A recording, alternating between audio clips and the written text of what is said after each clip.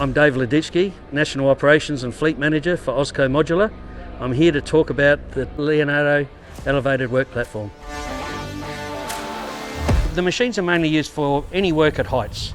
So any work that you'd normally use a ladder or a scaffold, we try and use these elevated work platforms. We chose to run with Leonardo work platforms based on a number of criteria. Its manoeuvrability, the size of the product suited our workplaces, which are quite often tight. They've increased safety and efficiency in our workplaces. Someone having to go up and down a ladder 10 or 15 times to do a task around a portable building, there's always risk with that, there's fatigue with that. So from a safety point of view, it's taken a lot of that risk out of our tasks. It's also taken the requirement to change ladders as you get higher at a task. We can use the work platform to just elevate ourselves.